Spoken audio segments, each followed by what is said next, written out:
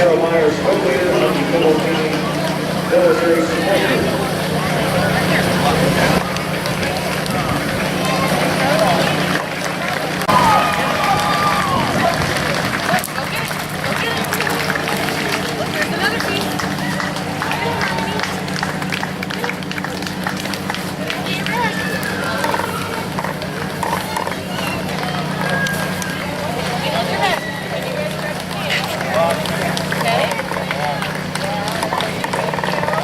Today we also honor our veterans who gave their best for their loved ones serve and protect this great nation. Running out.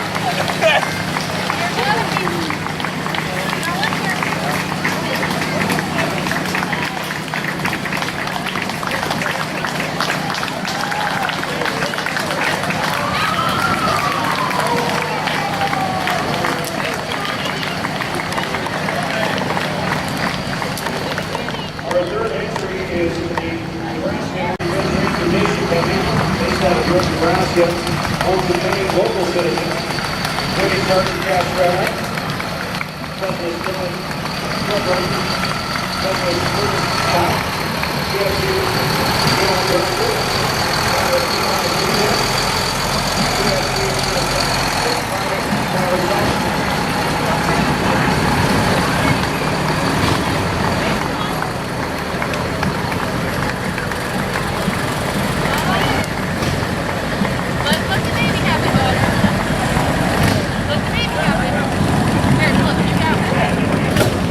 Next up is the American Indian Riders, 48 from Nebraska. Says they ride for Donald Patrick and our service members, 48 from Nebraska.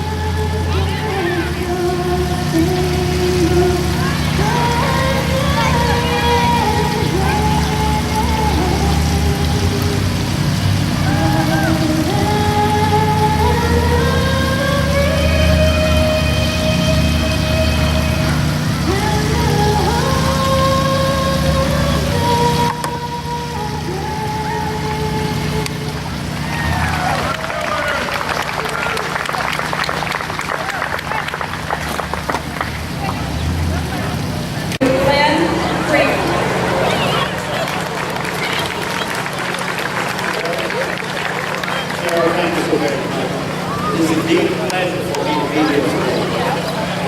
I want to acknowledge the veterans, military personnel that were here and rode in the army for me for the first meeting. I want to acknowledge them.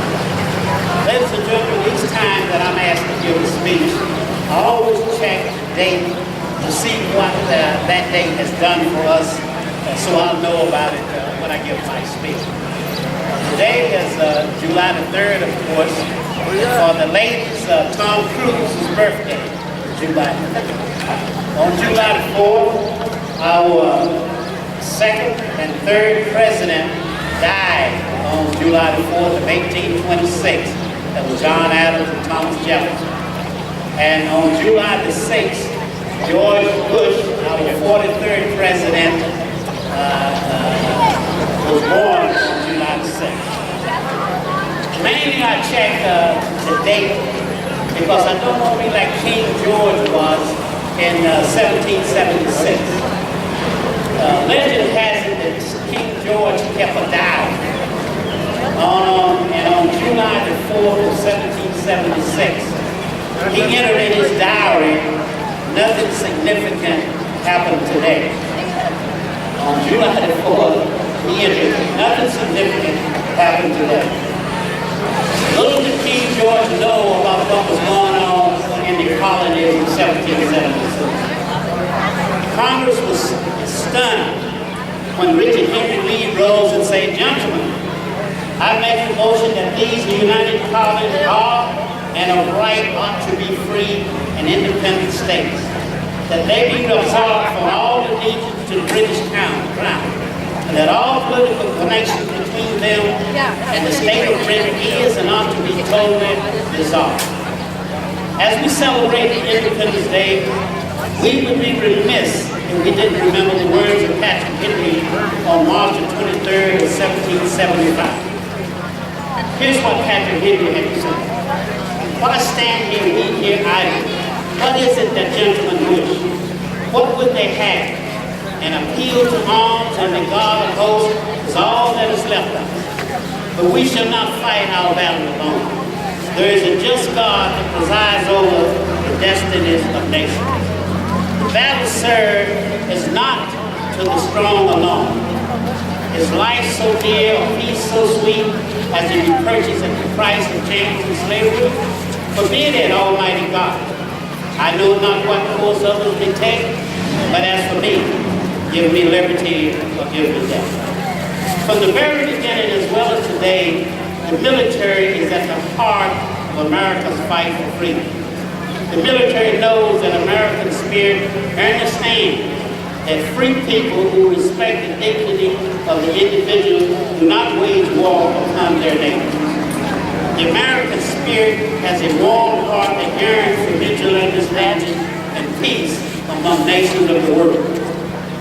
And as deeply as we cherish our beliefs, we do not seek to compel others to share them.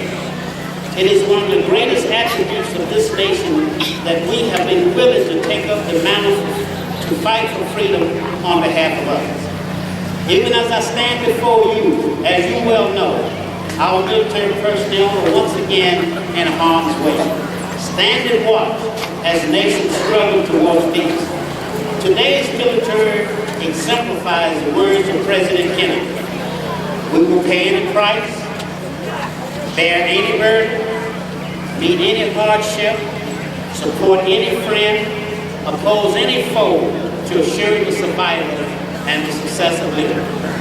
And why are we there? Because the military is committed to protecting and preserving the American way of life. As important as this is, the military has another enduring impact on our nation. The military exemplifies patriotism. A patriot is one who loves and supports the country and its interests. Our great nation had its soldier patriotism before there was a country to love and support. The soldier patriots loved and supported freedom and justice for all people. But under the tyrannical rule of King George, the colonies were repeatedly subjected to oppression and injustice until a group of patriots held their famous Boston Tea Party.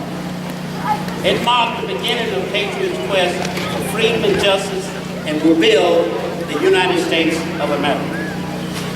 Many patriots who have stood their vigil are remembered in our nation's history. Patriots such as Washington, Patrick Henry, Grant, Eisenhower, MacArthur, Schwarzkopf, LeMay, all conquered patriotic pride. Most patriots, though aren't so famous. You won't find them listed in history books. But if you look closely, listen to the stories families tell, you would hear the names of those other patriots. Somehow our nation must understand that the military is led by faith in fundamentals that have guided this nation from its beginning. The idea that liberty must be protected, whatever the cost. We must nurture and sustain those who distinguish their lives in defense of freedom.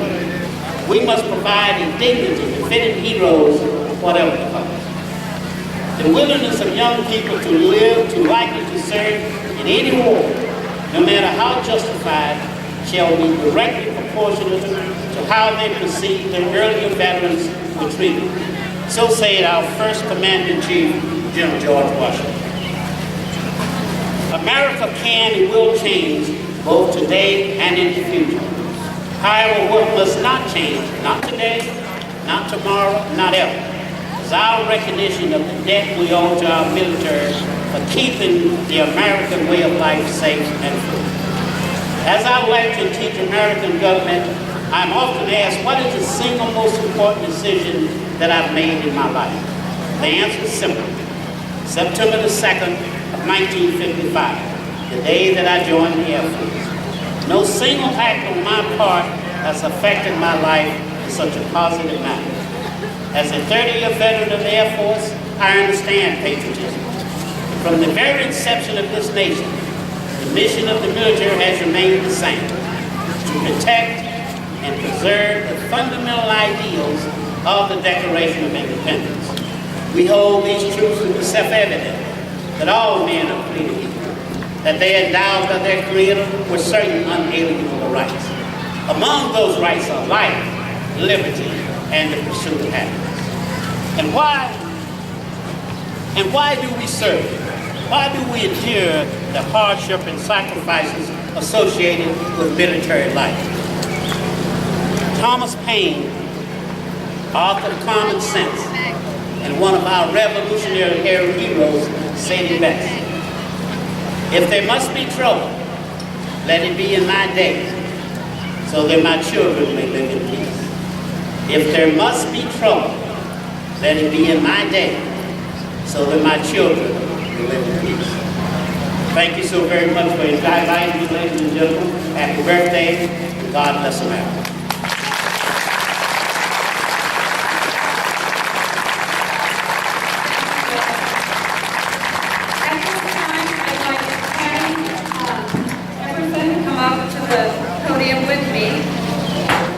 We are co-leaders of the military support group, and we can't thank this community of Geneva any more than probably you already do at any given time.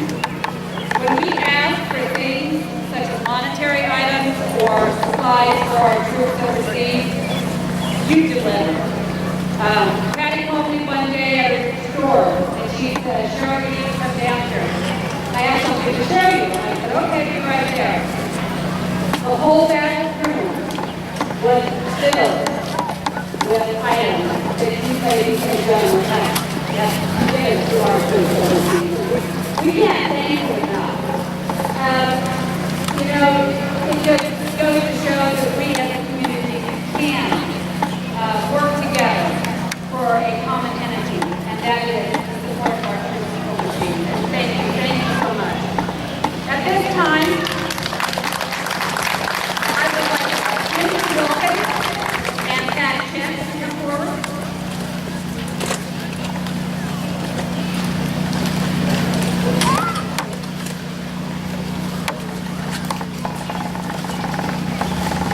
when we first started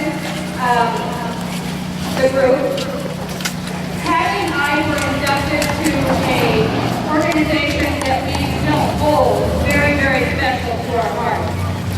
And our name was given to them by Eric Williams. Patty and I are in the Governor's Navy. We're made admirals. And at this time, we would like to give to Patricia Shent an admiralship in the Great Navy of Nebraska. Pat has 3 children who are in the service, and Ginger Wilkins has also 3 sons, all 3 who are deployed right now. So thank you, ladies, for your service to this great country and to this community. With that, we also have something else for you. Every time we have a young soldier go in to join, we get a blue star to them, to the parents. This is for them to show outwardly that they have someone in the military. I still have Adams up, my sons. Patty still has her son Josh, who is deployed overseas right now. And this is something that we take pride in. And I hate to say this, we did have a display, an exhibit at the Methodist Church that you noticed there was not one from Fillmore County on there. And I hope to God that we never have one. During this conflict that we have, the Iraq and the Afghanistan wars. We are very lucky as a community, as a county, to not have one. As many men and women as we have deployed overseas from this community, we are so thankful that we do not have one. So at this time, we're going to present Pat with a 3-star blue banner. And thank you, Pat and Ginger. We appreciate all the work that you've done beforehand with your sons and daughters.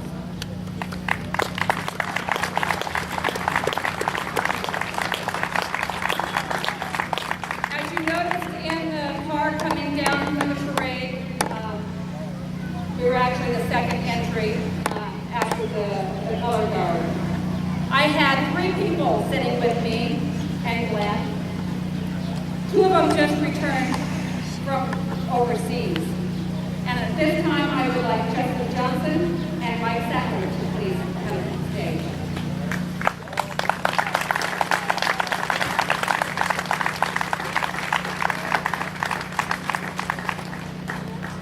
Hopefully I can get through this.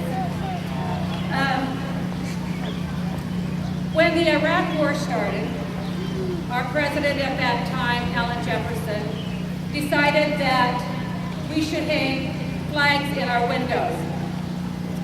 And that was to be given to a person who came home from overseas as a thank you for their service to this country and to this community. So in keeping with that, and sorry that the flags aren't holding expertly, you have to bear with me. I'd like to thank you for your service to this country and this community for this day.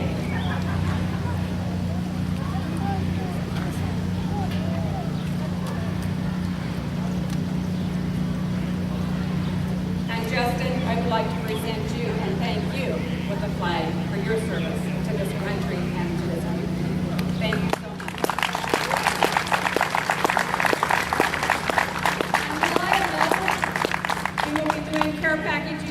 Care packages once again for our troops who are deployed overseas. Right now, I think we have about 22 still over there. Now, they may not all be from this community, but they have ties to this community by having a friend, a relative that belong in this community in Fillmore County. It doesn't matter if they're not from Fillmore County, it just matters that they have a tie. We will gladly send over a box of items that you have donated. So on July 11th, again, we are doing it at 5:30 down at the VFW Hall. We appreciate any and all help. I do have lists of items that we are currently asking for, and if you would like one of those, and it was also put into the signal for the last 2 weeks, items that we need. I'll just name some of them off. You can bring them to the bank, or you can take them to Cumberland Style Shop. But right now we're needing baby wipes, Q-tips, and this was something that my son said was really good with the Q-tips because they have to clean their weapons, and that sand gets in there in every nook and every cranny, and they have to clean that weapon. That's theirs. They have to clean it. And I'm sure these boys here hated that job as much as my son did. Deodorant, small bottles of shaving cream, shampoo and conditioner, razors, breakfast bars, individual coffee packets or drink mixes, hard candy, gum, chicken or tuna packets, microwave popcorn, small cans of fruit with pop-top lids, puddings, applesauce, crossword and word search puzzles, and decks of cards. And I'm sure if Mike or Justin, if you have anything else, we appreciate everything. And I hope a lot of you were able to go and see the exhibit at the Methodist Church of our Fall. It was truly a very inspiring exhibit. So with that, thank you for coming.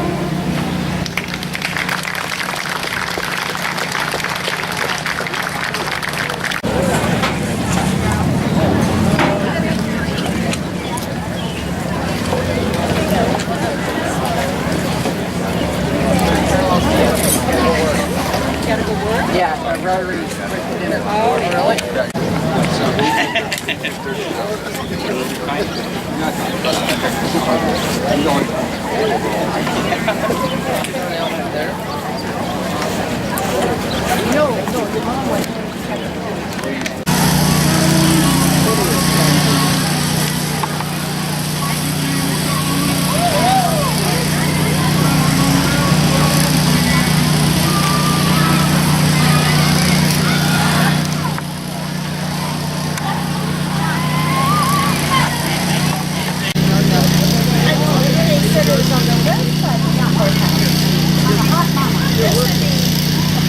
Nicer being here in the city.